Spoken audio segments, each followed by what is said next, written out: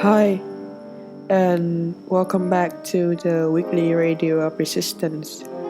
I am your host, Tandin, a very unreliable host at times and someone who, for better or for worse, you should never trust when she speaks of future podcast episode topics in her excitement and delirium. Yes, I had planned to talk about Arthur Rimbaud.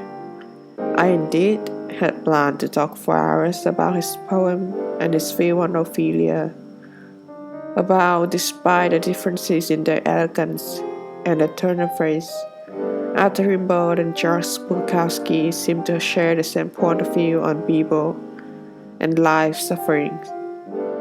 And yet here I am, with nothing to say and nothing to read.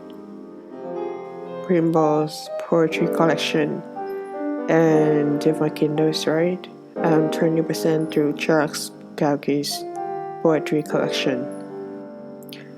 I have to mention Bukowski's poetry collection's name here because it's the sole reason I chose the book. You get so lonely at times it just makes sense. Indeed it is right.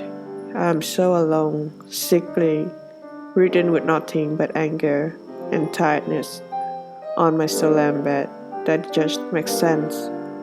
And although I don't know yet what kind of sand it is, and how that kind of sense will make me or whoever that is ever important to me feels better. So here I am, reading to you 4 parts from my poetry series, A Rose from My Mother, as a way of buying more time to repair heartstrings your part to connect Arthur Rimbaud and Charles Bukowski. I do hope you like it much more than I do. And before you mention it, yes, I do know that Mother's Day had long passed me by. But, my dearest audience, I never celebrate Mother's Day. The reason might come as a cliche to some of you, or all of you, but to me, every day is Mother's Day.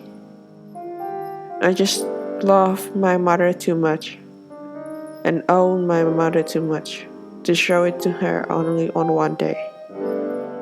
And thus, I put off the tradition. Instead, I do something for her in a more roundabout kind of way. Like writing poems she'll never read, putting notes where she couldn't see, buying new clothes and bags she never touches, or just simply being more healthy. So here I am, reading to you the poems I write for her. It has come to 4 parts now and counting. Who knows until when it will stop? I have a strong bet that it will never come to an end, because I made a promise to her that in the next life, and even many, many next lives after that, I'll still choose to be her daughter. A Rose from My Mother, Part 1. I walked through a garden full of thorns and sufferings, pains, bitterness, heartache, trying to find a rose for my mother. I sometimes wonder how can lie offer so little and yet my mother can offer so much. They should have given out medals for mothers. There's no argument against that, although I don't know who they are. Perhaps they're the gods and goddesses that I seldom see. Or perhaps there's someone, anyone really, who has the power to stop the suffering on this world. I walked through a garden full of thorns and sufferings, pains, bitterness, heartache. Yet there were no roses beautiful enough to offer my mother as a present. A present that not so much as a thank you, but more of an apology. Mother, I didn't mean to be born with mental illness, really. And in the darkest of times, I wish I hadn't been born at all. Yet the love in your eyes and the tears shy from your broken heart pick me up and pull me through. And Father is all, and broken as we all are. But mother, I see you there, your back to my face as you trace through the sweltering street. Just because you don't want to see me sad or depressed or whatever fancy terms people use to describe this unfathomable melancholy. I see you there as I walk through a garden full of thorns and mother. Though there are no roses grow in these gardens, I will build you a kingdom full of your favorite roses.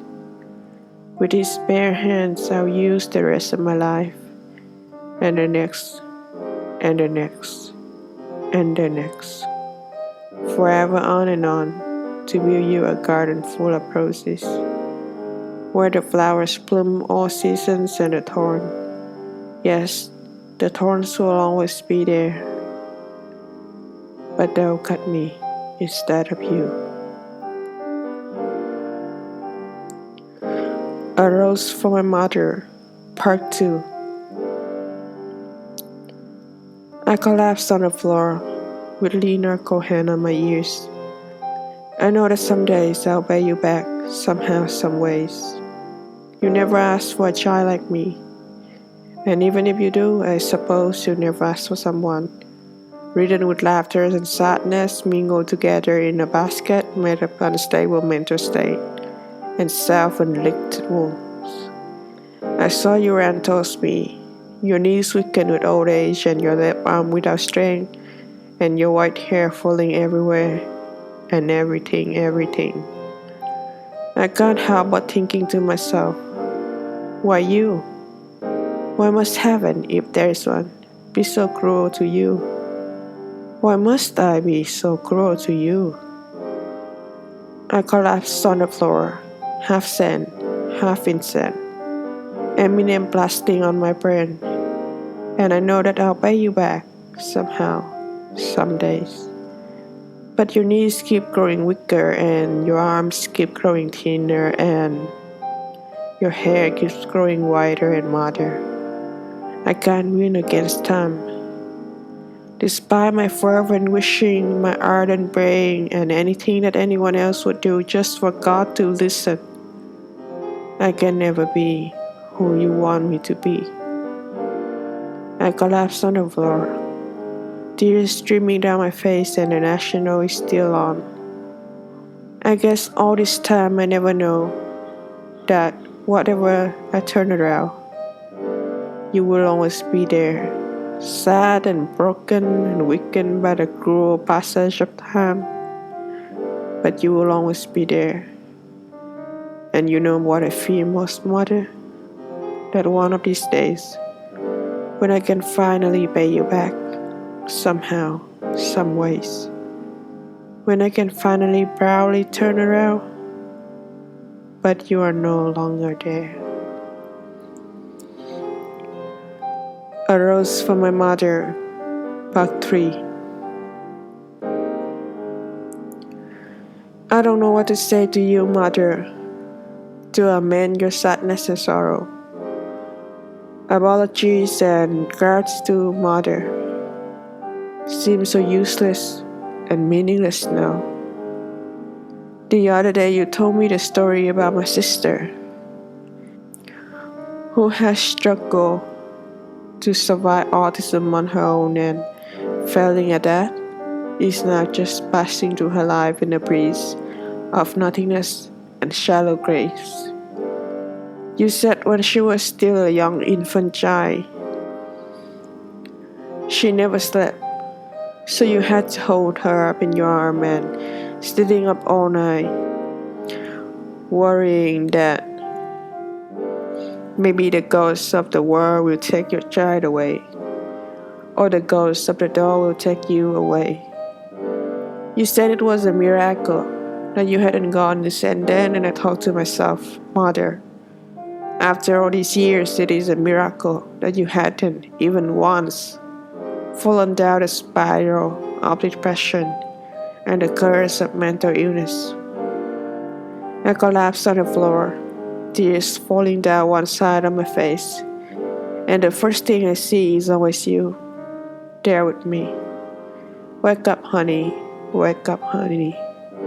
I muster the strength. I gather the courage. I unburden the bravery, and I bring down the savage.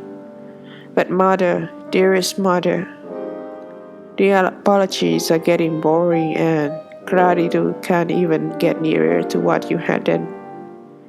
What you had sacrificed to keep your 2 children alive, and now, at the age of 45, you don't need no apologies, no gratitude. You only need to be free. And mother, you don't know how much I yearn to have the power to grant you that wish. A rose for my mother, Part 4.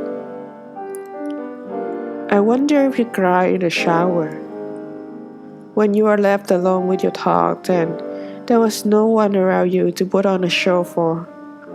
A show of strength, of bravery, of someone who is fearless of death and fearless of victory. I wonder if you cry in the kitchen when you are alone preparing meals, making thankless breakfasts, lunches, dinners, and countless other thankless meals that everyone around you takes for granted. You put in the seasonings as you put out the candles of your happiness.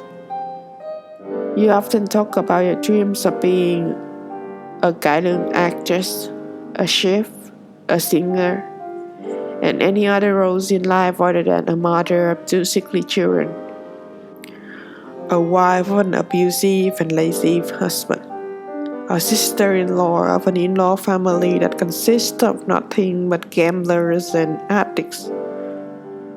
I wonder if you cry in your sleep when your dreams take over and you see yourself standing on the stage, finally being the actress that you are so dearly grateful for. And again, there will be no one around to break the wall of the fragility of dream and reality. But the morning always comes, and mother, you will always be burdened with me. I wake up from my seizure fit and see, indeed, it's true. You have always been crying this whole time, and I have never been awakened enough to see your tears, burning down time, crashing through dreams, tearing down walls of strength and the fragility of being human, to save me from being me. Indeed, there is no one here, and you don't have to put on a show. And even if there is a crowd here, why do you even need to put on a show?